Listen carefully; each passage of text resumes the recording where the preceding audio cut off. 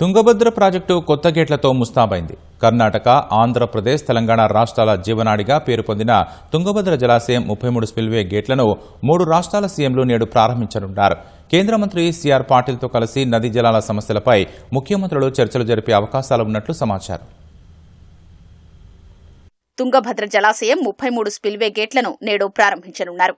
ఈ కార్యక్రమానికి కేంద్ర జలశక్తి మంత్రి సిఆర్ పాటిల్, ఆంధ్రప్రదేశ్, తెలంగాణ, కర్ణాటక ముఖ్యమంత్రులు చంద్రబాబు, రేవంత్ రెడ్డి, డీకే శివకుమార్ హాజరు కానున్నారు. ఈ ఉదయం 10:30 గంటలకు తుంగభద్ర జలాశయం వద్దకు చేరుకోనున్న ముగ్గురు సీఎంలు కేంద్ర మంత్రి 18వ స్పిల్వే గేటు వద్ద ఏర్పాటు చేసిన వేదిక నుంచి గేట్లను ప్రారంభిస్తారు.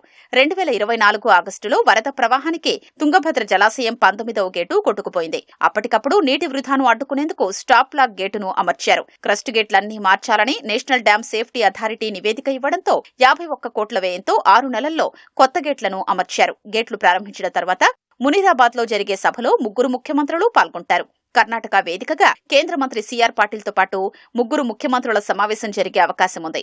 నదీ జలాలకు సంబంధించిన పలు అంశాలు అక్కడ చర్చకొచ్చే అవకాశం ఉంది. ఆర్డీఎస్ ఆధునీకరణ పనులు చేపట్టాలని, తుంగభద్ర జలాల్లో తెలంగాణకు దక్కాల్సిన వాటా పూర్తి సామర్థ్యం మేరకు వచ్చేలా చర్యలు తీసుకోవాలని సీఎం రేవంత్ రెడ్డి కోరనున్నారు. సీఎం రేవంత్ రెడ్డితో పాటు తెలంగాణ నీటిపారుదల శాఖ మంత్రి ఉత్తమ్ కుమార్ రెడ్డి, ఆ శాఖ ఉన్నతాధికారులు కూడా కర్ణాటక వెళ్లనున్నారు.